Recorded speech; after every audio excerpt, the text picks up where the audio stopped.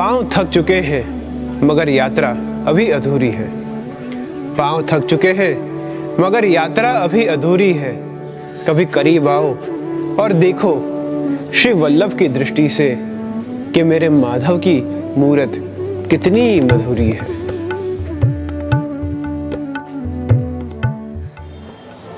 श्री कृष्ण कृष्ण सुख वृष्ण वृषभाव नधृंग राजन्य वंशधनान पवर्ग वीर्य गोविंद गोज सुरार्ति हरावतार योगेश्वर खिलगरो भगवन नमस्ते।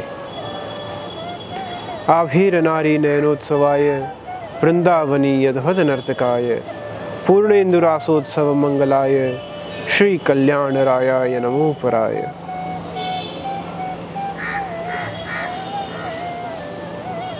आप सभी को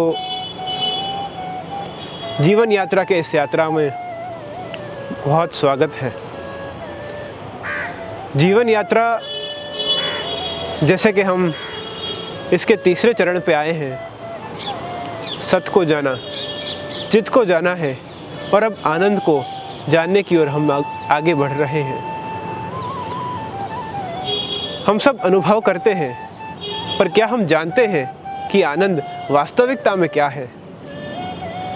आनंद को जो अगर समझना हो तो वसुदेव सुतम देवम कंस चाणूर मर्दनम देवकी परमानंदम कृष्णम वंदे जगद्गुरुम।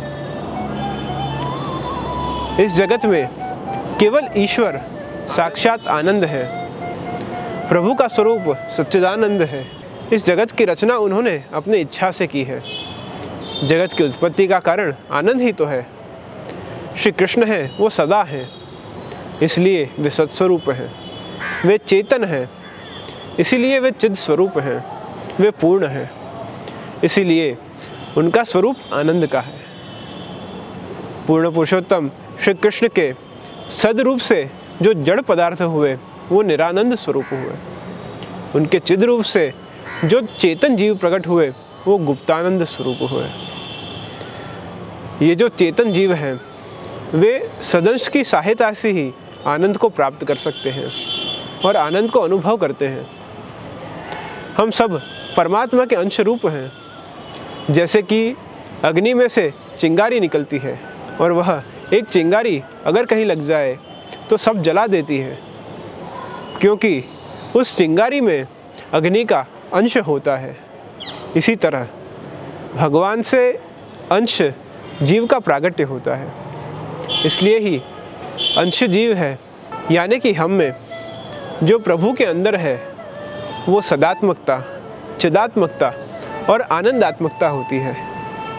लेकिन जैसे पिछले सत्संग में हमने बात की कि माया से संबंध होते ही जीव इन गुणों को भुला देता है, इसलिए ही जीव सब तरफ आनंद की खोज में लग जाता है। आनंद है वो हमारे अंदर ही है, क्योंकि हम उसे अपने साथ ही लेकर आए हैं, लेकिन हम इसे बाहर के जड़ पदार्थों में ढूंढते रहते हैं। जड़ पदार्थ केवल हमें सुख दे सकते हैं, जो क्षणिक है, कुछ देर का है। कुछ समय के बाद वो सुख की अनुभूति नहीं करा सकता है, लेकिन प्रभु हमें आनंद देते हैं, जो हमेशा ही हमारे साथ हमारे अंदर रहता है। और सुख वह सीमित है, लेकिन आनंद वो असीम है। सुख अनित्य है, वह आनंद है वह नित्य है। जैसे जब कोई व्यक्ति किसी यात्रा के लिए चलता है और बहुत थक जाने पर वह थोड़ी देर कहीं विश्राम करता है, तो उस व्यक्ति को बस थोड़ी देर के विश्राम से सुख मिलता है। लेकिन जब वह व्यक्ति अपने लक्ष्य तक पहुंच जाता है, तब वह क्षण उसे आनंद की अनुभूति कराता है। अपने लक्ष्य तक पहुंचने का आनंद वह जीवन पर्यंत मनाता है। हमें जिस भी कारण जो भी सुख प्राप्त होता है, उस सुख का स्रोत वे हमारे अंदर जो आनंदात्मकता है वही है। अगर हमारे जीवन में आनंद ही न हो तो हम क्या करेंगे? आपके पास सब कुछ है, सत्ता, संपत्ति, सुंदरता, आपके स्वजन वगैरह, लेकिन अगर आनंद ही नहीं होगा तो जीने का फिर मन ही कैसे होगा? आनंद ही तो हमें जीना सिखाता है, आनंद ही हमारा पोषण करता है। जीवन के लिए जो अनिवार्य, महत्वपूर्ण या अति आवश्यक तत्व है, कुछ भी उसके कह सकते हैं, यह सब जो कुछ भी है वह आनंद ही तो है, और वह आनंद केवल ईश्वर है। आनंद का स्वरूप उसका ही हो सकता है जो राग द्वेष से मुक्त हो और जिसका सर्जन आनंद और प्रेम से प्रेरित हो, क्योंकि जिसमें यह सब कुछ होगा वह पूर्ण होगा। पूर्ण होगा इसलिए तो वह आनंद स्वरूप होगा, और वह और कोई नहीं, श्री ठाकुर जी ही हैं। इसीलिए उन्हें पूर्ण पुरुषोत्तम परमात्मा कहा जाता है, क्योंकि वो पूर्ण है। इसी प्रकार जिनका सर्जन प्रेम और आनंद से प्रेरित है, अगर हमको उन्हें प्राप्त करना है तो उसके लिए ज़रूरी है कि हमें प्रेम और आनंद की प्राप्ति हो, और उसकी प्राप्ति केवल कृष्ण कथा व कृष्ण सेवा से ही हो सकती है। हमारे अंदर जो सदात्मकता है उसका प्रयोग हमें केवल संबंधों के बनाने के लिए ही किया है। सदात्मकता का प्रयोग संबंध के निर्वाह में निकाल दिया, और जो आनंदात्मकता है उसका प्रयोग हमने उन संबंधों से हुए सुख की प्राप्ति में निकाल दिया है। अगर हम आनंद की खोज करें तो उसके लिए पहले यह जानना खूब ज़रूरी है कि असली आनंद है क्या। हम आनंद ढूंढते हैं खाने पीने में, कुटुंब में, पद प्रतिष्ठा में। आनंद का अनुभव हो तो हमें सुख मिलता है, और अगर आनंद का अनुभव ना हुआ तो दुख। और हमें अगर किसी वस्तु में सुख नहीं मिलता तो यह हमारा मनुष्य स्वभाव है कि हम उसे छोड़ देते हैं, चाहे वो हमारे स्वजन ही क्यों ना हो। हम ऐसा सोचते हैं कि खाने पीने में, संबंधों में, रुपयों पैसों में हमें सुख मिलेगा, लेकिन हमें इनसे जो भी कुछ सुख मिलता है वह कुछ समय का क्षणिक होता है। आखिर में तो यही सब चीज़ें हमें दुख देती हैं, क्योंकि असली सुख तो पूर्णानंद श्री कृष्ण में है। पूर्णानंद श्री कृष्ण की प्राप्ति केवल भगवत कृपा और भगवत सत्संगी के संग से ही हो सकती है। अगर हम कांच के सामने एक दिया रख दें और उस दिए का प्रतिबिंब कांच में दिखेगा, और साथ ही चारों तरफ उस दिए की रोशनी भी फैल जाएगी, इसी प्रकार भगवदीय के संग से ही जो जीव उनके साथ रहे तो उन भगवदियों का प्रतिबिंब उसमें दिखेगा, और इसी से उसे पूर्णानंद की प्राप्ति होगी, और वह उसके लिए सच्चा आनंद होगा। श्री गोसाई जी ने इसी प्रकार श्री महाप्रभु जी को सर्वोत्तम जी में कहा है पूर्णानंद, यानी जो सब दुख द्वेष से रहित हो। जब निरानंद या दुख का क्षण हो तो वह मनुष्य उस क्षण में सिकुड़ जाता है, जबकि आनंद के क्षण में वह फैल जाता है। अगर यह जो क्षण है उसे आनंद में नहीं जिया गया तो और भी सिकुड़ जाओगे। तो यदि हम सदा आनंद में रहें तो और अधिक आनंद को प्राप्त करने के योग्य हो सकते हैं।